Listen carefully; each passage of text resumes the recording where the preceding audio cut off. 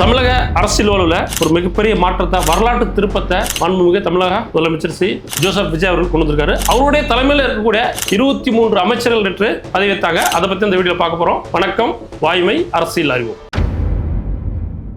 கருணாநிதி என்னும் நான், ஜெயலலிதா என்னும் நான், கே பழனிசாமி என்னும் நான், முத்துவேல் கருணாநிதி ஸ்டாலின் என்னும் நான், சி ஜோசப் விஜய் என்னும் நான்.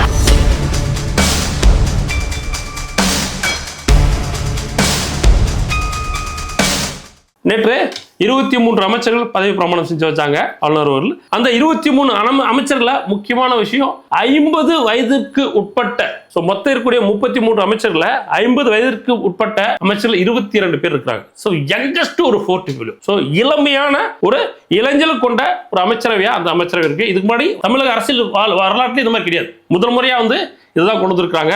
யங்ஸ்டர்ஸ் இருக்கக்கூடிய ஒரு போர்ட்ஃபோலியோ. இந்த போர்ட்ஃபோலியோல பாத்தீங்கன்னா ஆவரேஜ் ஏஜ் 44% 44 ஏஜ் தான் பாத்தீங்கன்னா உங்களுக்கு இருக்கு. 44 வயதுக்கு உண்டு. இதுக்கு முன்னாடி திமுக அமைச்சர் பாத்தீங்கன்னா ஆவரேஜ் ஏஜ் 60க்கு மேல இருக்கும். அதிமுக 50க்கு மேல இருக்கும். இது யங்ஸ்டரா இருக்கக்கூடிய ஒரு கேபினட்டா பார்க்கப்படுது. மற்றும் 59 ஆண்டுகளுக்கு பிறகு காங்கிரஸ் முதல் முறையாக அமைச்சர்கள் காலடி எடுத்து வைத்துள்ளது, இணைந்துள்ளது. இது மிகப்பெரிய ஒரு விஷயமா காங்கிரஸ்க்கு பார்க்கப்படுகிறது. இது யார் பண்ணாங்கன்னா டிவிக்கு இருக்கக்கூடிய அமைச்சரை பண்ணியிருக்காங்க.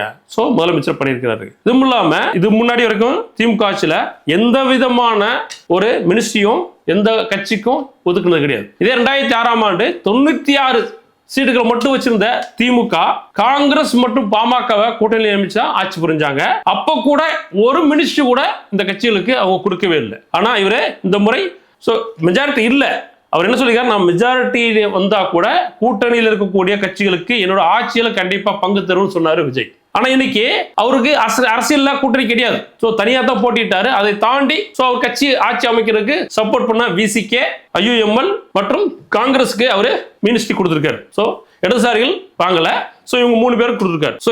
இரண்டு மினிஸ்ட்ரி காங்கிரஸ்ல, ஒன்னு உயர்கல்வித்துறை, மற்றொன்று பாத்தீங்கன்னா உங்களுக்கு சுற்றுலாத்துறை. விசிகேல ஆதிதிராவிடர் மற்றும் பழங்குடியினர் நலத்துறை, IUML சிறுபான்மையினர் நலத்துறை. இந்த அமைச்சர்களை கொடுத்திருக்கிறாரு. இது மிகவும் ஒரு முக்கியமான விஷயம். ஏன்னா இது வரைக்கும் இந்த மாதிரி யாருமே பண்ணல. திமுக அதிமுக மாறி மாறி ஆட்சி அமைச்சிருக்காங்க. ஆனா கூட்டணி கட்சிகளுக்கு ஒரு சீட்டு கூட, ஒரு மினிஸ்டர் கூட எழுதி கொடுக்கல. ஒரு மினிஸ்டர் கூட கொடுத்ததே கிடையாது. அது மிகப்பெரிய வரலாற்று பிழையா பார்க்கப்படுகிறது. அந்த வரலாற்று பிழையை திருத்தி இன்னைக்கு பாத்தீங்கன்னா திரு விஜய் அவர்கள் பாத்தீங்கன்னா ஒரு புதிய சகாப்தம் படைச்சிருக்கிறார். இது மட்டும் இல்லாம உங்களுக்கு அந்த மினிஸ்டர்ல பார்க்கும்போது ஏஜ் யங்ஸ்டரா இருக்காங்க. இன்னொரு முக்கியமான விஷயம், மத ரீதியா பார்க்கும்போது அனைத்து மதத்தினரும் கொடுத்திருக்காரு. கிறிஸ்டியானிட்டி கொடுத்திருக்காரு, ஹிந்துஸ் கொடுத்திருக்காரு, முஸ்லிம்ஸ் கொடுத்திருக்காரு. ஜாதி ரீதியா பார்க்கும்போது 7 பேருக்கு தலித் மக்களுக்கு பாத்தீங்கன்னா தலித் தமிழருக்கு அமைச்சரா பாத்தீங்கன்னா கொடுத்திருக்காரு. அமைச்சர் பதவி 7 பேருக்கு தலித் மக்கள் இருக்குன்னா மிகப்பெரிய ஒரு வரலாற்று மாற்றம். யாருமே கொடுத்தது கிடையாது. 4 பெண்கள் கொடுத்திருக்காரு. பெண்களுக்கு ஒரு 7 பேர் கொடுத்திருக்கலாம், ஒரு 8 பேர் கொடுத்திருக்கலாம். அதுவும் கொஞ்சம் குறைவா இருக்கு. பட் ஓகே, 4 பெண்கள் கொடுத்திருக்காரு. கண்டிப்பா மேபி பின்னாடி இது மாற்றங்கள் வர்றதுக்கு வாய்ப்புகள் இருக்குது. ஒரு 7 பேர் கொடுக்கறதுக்கு வாய்ப்புகள் இருக்குது. மற்றும் 2 பிராமணர்களுக்கு பாத்தீங்கன்னா கொடுத்திருக்காங்க. மயிலாப்பூர் எம்எல்ஏக்கும் ஸ்ரீரங்கம் எம்எல்ஏக்கும் 2 பதவிகள் கொடுத்திருக்காரு. 2 அமைச்சர்களுக்கு கொடுத்திருக்காரு. இந்த 2 அமைச்சரவை மேலும் ஒவ்வொரு ஜாதியும் பார்த்து பாத்தீங்கன்னா செலக்டிவா எல்லாருக்குமே வர மாதிரி ஓரளவு பண்ணி கொடுத்திருக்காரு. இது மிகப்பெரிய ஒரு வரவேற்கத்தக்க வேண்டிய விஷயமா உள்ளது. ஏன்னா முன்ன பாத்தீங்கன்னா ஒரு குறிப்பிட்ட சாதிகளுக்கு மட்டுமே பாத்தீங்கன்னா உங்களுக்கு 2 பேருமே அதிமுக திமுக இருக்கிற 2 ஆட்சியிலுமே பாத்தீங்கன்னா ஒரு குறிப்பிட்ட சாதிகள் தான் அதிகமான மினிஸ்ட்ரி இருக்கும். இப்போ எல்லாத்துக்கும் கலந்து இருக்கு. பிளஸ் பாத்தீங்கன்னா தலித் மக்களுக்கு அதிகமான மினிஸ்ட்ரி கொடுத்திருக்காரு. ஒரு மிகப்பெரிய ஒரு முக்கியமான விஷயம். விசிகா தலைவர் அவங்க எனக்கு எந்த விதமான மினிஸ்ட்ரி வேண்டாம்னு சொல்லியிருந்தாங்க.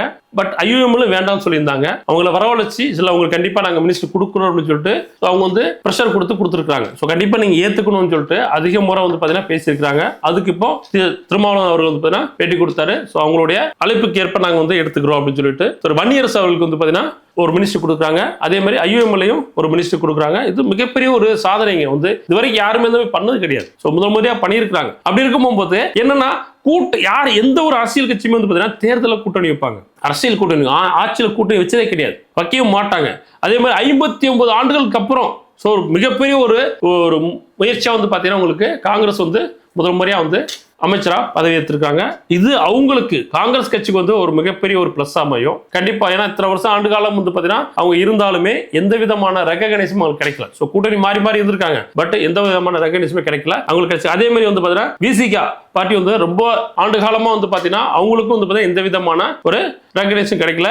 ஐயுஎம்ல வந்து பாத்தீங்கன்னா பழமையான கட்சி, ஸோ அவங்களுக்கும் எந்த விதமான ரெகக்னைஸும் கிடைக்கல. இந்த முறை வந்து பாத்தீங்கன்னா அவங்களுக்கு ரெகக்னைசேஷன் கிடைச்சிருக்குது. ஸோ இது மூலியமா உங்களுக்கு வரக்கூடிய இனிமேல் எதிர்காலத்துல கண்டிப்பா தமிழகத்துல வந்து பாத்தீங்கன்னா கூட்டணி ஆட்சி அமையருக்கு அதிக வாய்ப்புகள் உள்ளன. ஏன்னா 3 கட்சியை பிரிஞ்சுட்டாங்க. ஸோ வந்து பாத்தீங்கன்னா முன்ன 2 தலைமைகள் தான் இருந்தது, ஏடிஎம்கே டிஎம்கே. இப்போ வந்து ஏடிஎம்கே டிஎம்கே டிவிகே. ஸோ 3 அணியா இருக்கும் போது வாக்குகள் சிதறதுக்கு அதிகமான வாய்ப்புகள் இருக்குது. ஸோ கண்டிப்பா இன்னொரு 10 வருஷம் வந்து பாத்தீங்கன்னா கண்டிப்பா அனைத்து யாருக்காச்சும் ஆட்சி அமைச்சாலும் சரி, அது வந்து டிஎம்கே ஏடிஎம்கே டிவி யாரா இருந்தாலும் சரி, யார் வந்தாலும் கண்டிப்பா அது கூட்டணி ஆட்சியா தான் அமையறதுக்கு 99% வாய்ப்புகள் உள்ளது. 99% கூட்டணி ஆட்சி தான் அமையறதுக்கு வாய்ப்புகள் உள்ளது. ஸோ கூட்டணி அரசாங்கம் அமையும் போது கண்டிப்பா சில விஷயங்கள் வந்து பாத்தீங்கன்னா சமூக நீதி வந்து எல்லா விதமான ஒரு கொள்கையை வந்து எடுப்பாங்க. பாலிசி எல்லாமே வந்து பாத்தீங்கன்னா டிசிஷன் மேக்கிங் இருப்பினா ஒரு சமூக நீதி அடிப்படையில் இருக்கும். கண்டிப்பா வந்து ஒரு மினிஸ்ட்ரி வந்து ஒரு பார்ட்டிக்கு இருக்கும்போது அலைன்ஸ் பார்ட்டி இருக்கும்போது கண்டிப்பா அதுக்கு அவங்களுடைய குரல் வந்து முக்கியத்துவமா இருக்கும். அவங்க அதுக்குள்ள உரிமை குரல் கொடுப்பாங்க, எதிர்ப்பு கொடுப்பாங்க.